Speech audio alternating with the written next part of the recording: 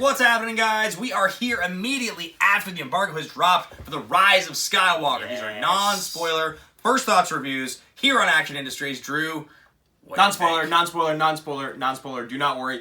I just got out, I saw mine at 7, you saw it too, and honestly, you know, we actually just covered it on Action Movie Now. That episode's going to come out in a couple days, and what I have to say about it is that there's a lot of holes that you can pick in this movie, but then the more that you talk about it, the more you think about it, it's Star Wars. And you love Star Wars. And that's one of the things that's been around for so long, for 40 plus years, that you start to kind of give it a few breaks because you love it so much, and you realize the only way for them to make these great moments is by kind of cheating a little bit. And I actually really did enjoy myself. It's hard because there's so much that has to get wrapped up, right? Yes. So I think that's the deal, is that you know that Abrams is looking at 9 movies and he's going, every storyline has got to be kind of tightened up. Mm-hmm. But what happens is, I can think of probably 20 different moments in this movie that were just like these, oh my god, that was so awesome, incredible moments. And then a lot of unexplained stuff that is just kind of like, we need to insert this thing to make the movie work.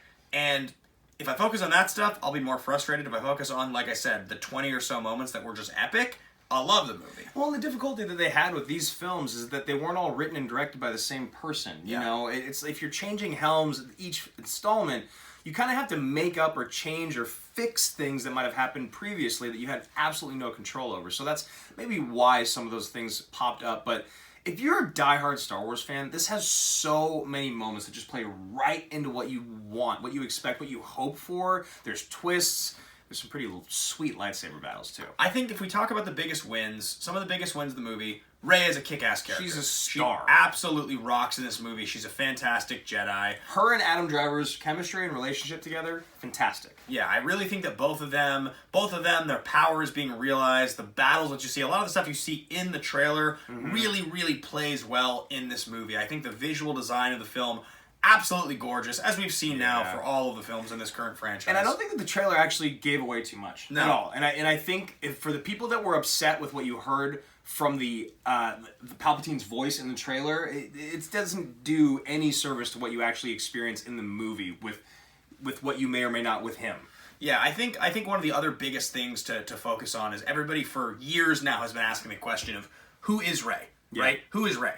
And I won't say at all that, but you get some sense of who Rey is by the end of this movie. 100%. And it's satisfying. And it is satisfying to find that out. It's satisfying to get a little bit of the story there. And I think that plays really well. I think maybe some of the misses this movie has, it's really big spectacle stuff, big shots that are supposed to explain something or transition a scene that don't really end up with a lot of explanation. That feels like one of the biggest misses for me. And it makes you do a little bit of the legwork, but as long as you're okay with doing some of that legwork and maybe not trying too hard to pick it apart, you're still along and you're okay with the ride. I've spoken to enough different people now that have seen the movie that loved it and also despised it that I can relate to both parts of it.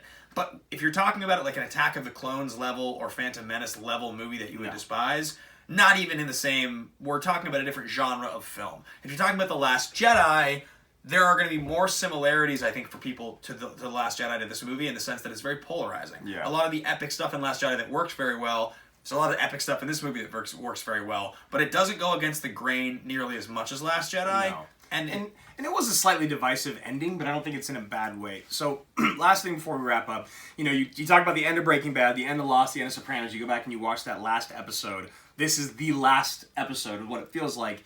When you go back 10 years from now and you watch this, do you think you will go, I think that's actually a great way to wrap it up?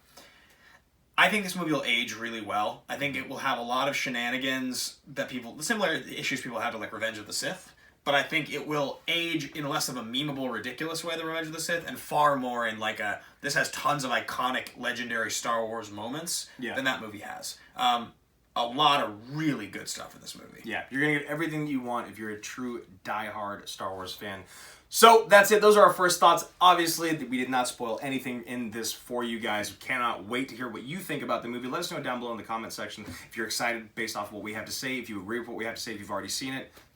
Yeah, check out our full spoiler review on Popcorn Talk. And of course, like, subscribe, and comment to this video. Thanks for watching, guys. We'll see you next time. Have a great rest of 2019. Bye.